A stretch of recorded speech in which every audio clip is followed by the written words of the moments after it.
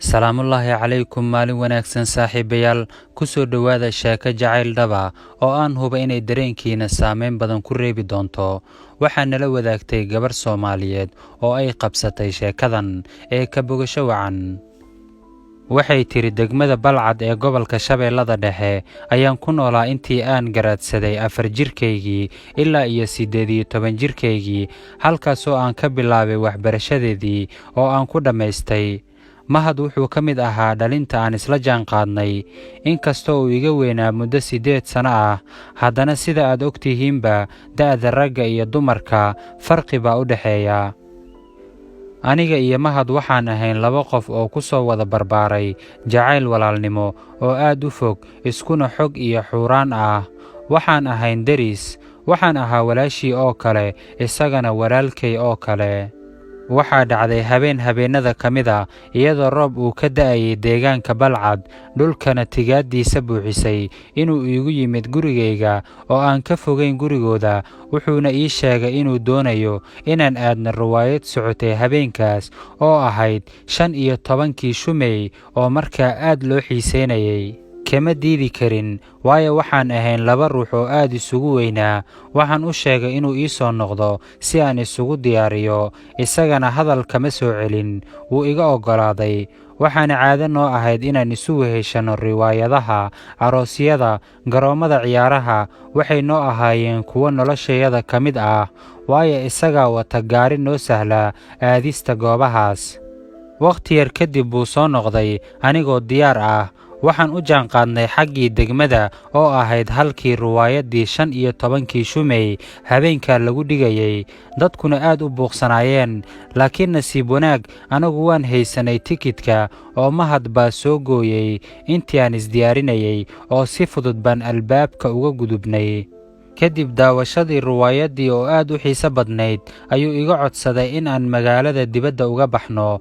waan ka aqbalay. waxaan tagnay aagga u dhexeeya dugsiga sare iyo mashruuca oo aad u qurux badnaa. marka iyada ah anigu mahad uma hayo wax dhaafsiisan jacayl walaalnimo, balse isagu mid ka duwan ayuu wataa. sidii uu igu soo gudbiyeyna waa sidan. mahad ayaa hadalkii bilaabay, walaal ma ogtahay inaan aad kuu jeclahay? haa, oo aniguba waan ku jeclahay mid walaalnimo, ayaan ugu jawaabay. wuxuu yidhi, laakiin anigu waxaan kuu jeclahay si dhab ah. waxaan idhi, oo haddaama kayga dheedheel ah, maxaa walaalnimo ka fiican? mahad wuxuu yidhi, waan ogahay in walaalnimadu qaali tahay, laakiin aniga waxaa ila soo gudboonaaday hami ka duwan midka, oo waxaa iga go'an in aan nolosha kula qaybsado. runtii waxay igu noqotay fajac. si aan ku aqbala ma aqaan, si aan ku diidana ma aqaan. waxaanse ka codsaday inuu isiiyo wakhti aan ku soo fekero, waana iga oggolaaday. waxaan ahaa gabar markaa soo kacday oo aan weli cid la sheeko wadaagin, marka laga reebo mahad iyo cabdisalaan oo mid walaalnimo naga dhexaysay mooye. haddaba waxaan ka badin waayey inaan aqbalo codsigii mahad uu ii soo bandhigtay. innimo isniin ah, jawiguna ahaa mid aad u qurux badan oo rooban. waxaan ku kulannay goob gawaarida tagsiga laga kireeyo, anigoo soo sagootiyey gabar aan isku galaas nahay. wuxuu igu yidhi aan idinsii qaado si aan hadhow isugu keliyaysanno. waan ka aqbalay. markii aan Khadiijo xaafaddoodii geenay kadib, waxaan beegsannay dibadda magaalada. waxaan ku kulannay meel aad u qurux badan. kadib ayuu yidhi, amal, maxaad iiga haysaa codsigaygii? aad baan ugu naxay, waayo ugubnimada waa ii saamixi weyday inaan markiiba idhaahdo waan aqbalay. markaan cabbaar aamusna ayuu yidhi, miyaanan u qalmin inaan ku jeclaado? mar kale ayaan argagaxay oo aan ka naxay hadalkan dambe. waxaan ugu jawaabay anigoo jaraynaya, waad u qalantaa walaal, waana aqbalay. habeenkaa taariikhdu waxay ahayd 16 bishii 6, 1989. wixii ka dambeeyey ilaa laga gaaro 1dii bishii 2, 1990, waxaan ahayn kuwo lagu daydo ama lagu hadal qabsada marka jacayl la hadalhayo deegaankan ku nooleen. nasiib darase waxayna soo wajahday markii ay dagaaladii sokeeye Soomaaliya ka dhaceen, oo ay beelihii aan ka kala dhalannay dagaalameen, oo aan kala fogaanay, oo midkeen midka kala tabay, laakiin uusan aqoon meel uu u doono. waxaan ku kulannay magaalada Nairobi ee caasimadda Kenya gabar aan isku deegaan ahayn. Salaan kadib waxaan weydiiyey bal inay meel ku ogtahay gacalyahaygii. Waxay ii sheegtay arrin aad uga qiirooday oo ah inuu waashay oo uu qashin ka ururiyo. Qofkii dumar ee uu dhaayaha saaraba uu magacayga ugu yeero.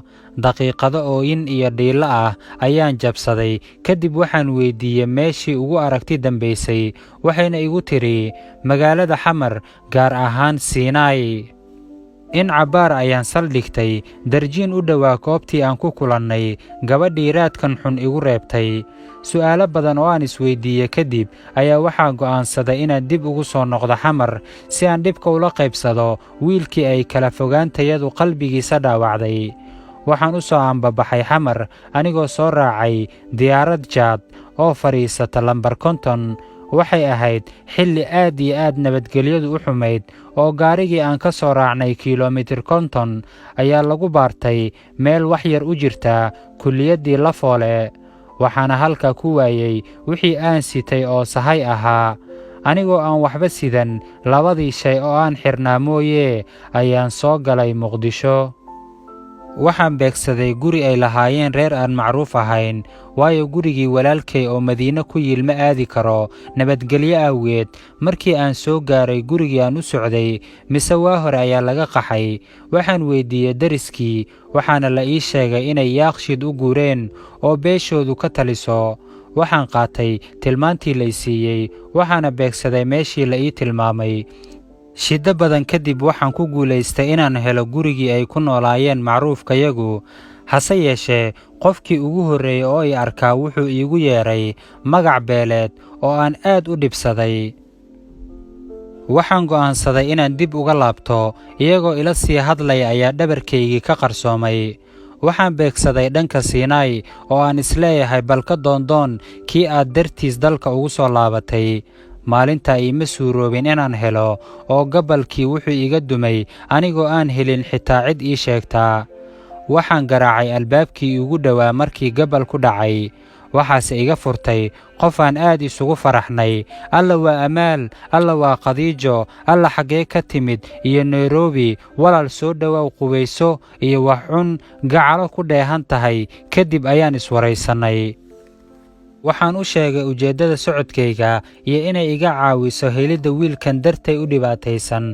Waxay ii sheegtay in reerkoodii ay u kaxeeyeen magaalada Beledweyne, hase yeeshee uu joogo wiil ay walaalo ahaayeen oo gaari wata, labadii maalmoodna uu mar yimaado oo ka shaqeeya isla Beledweyne. Waxaan ka codsaday inay i tusta meesha uu ka baxo si aan ugu raaco Beledweyne. Maalin kadib ayuu yimid. Markii aan kulannay wuxuu ii muujiyey weji furan iyo farxad.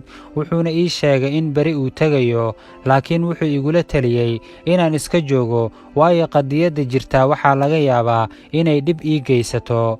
Wuxuuna iga ballanqaaday inuu soo qaadaya mahad isagoo keenaya Xamar si aan u kulanno. Bishii 9aad 4teedii 1993 goor subaxa ayaa albaabka la soo garaacay. Waan furay. Waxay indhahaygu qabteen mahad oo timihii ku baxeen, aad caatow ah, dhalan rogan, naxdin iyo farxad. Maxaa dhacay? Walaalkii Cabdikariin oo markaa waday ayaa ku yidhi, ma garanaysaa gabadhan? Wuxuu yidhi, haa, waa Amaal. Waan ku soo booday oo isku duubay. Daqiiqado kadib ayuu Cabdikariin ii sheegay inaan ahay qofkii ugu horreeyey oo uu garto muddo 2 sano ah. Waxaan ka codsaday inuu iiga tago bal si aan u dersa dareenkiisa iyo sida uu wax u tabanayo. Intii aan hadalka wadnay, anigii Cabdikariin ayuu iga soo dhex galay isagoo yidhi, xaggee iga aaday? Maxaad ii dishay? Xaggee igu ogeed? Isagoo sii daba dhigay su'aalo badan oo aan gara waayey. Si saxariira ayaan ugu warceliyey, iyadoo su'aalahaas isdaba joogga ah aan fahmi waayey. Muddo kadib ayaan ku idhi, waa anigan kuu soo noqday, mar dambana kaa tegi maayo. Waxaan ka ogaaday muddadii aan wada joognay inaan maskaxdiisu dhammayn, uuna u hoggaansan yahay wixii aan idhaahdo. Waxaan go'aansaday inaan u kaxeeyo halkii aan ku noolaa ee Nairobi oo aan la dhuunto, waayo waxaan ka baqay in reerkoodu iga diidaan. Waxaana arrintaas kala tashaday Khadiijo. Waxayna igu tiri, ku dhaqaaq, wixii dhaqaale ahna anigaa kugu saacidayaa. waxaan u yeeray walaalkii cabdikariin oo aan u sheegay inuu igaga tago oo uu safarkiisa uusan baajin marka dambe uu soo noqdana uu kaxeeyo maadaama ay bini'aadinimada ku jirta in la isbadbaadiyo. kadib waxaan isu diyaariyey safar qarsoodi ah, waxaana kaga ambabaxay muqdisho safar dhinaca dhulka ah anigoo sii raacay gaari u socday gobolka jubbada hoose xaruntiisa Kismaayo. markii aan tagnayna waxaan sii raacnay diyaarad ilaa iyo Nairobi. durba ma nasan oo waxaan geeyey dhakhtar dhimirka qaabilsan, hase yeeshee wax weyn uma tarin, keliya daawo dejisa ayay siiyeen. cid ma dilo, cid ma caayo, sidiisaan ku wada noolnahay isagoo dhimirka aan caadi ahayn iyo anigoo isaga uun eegta.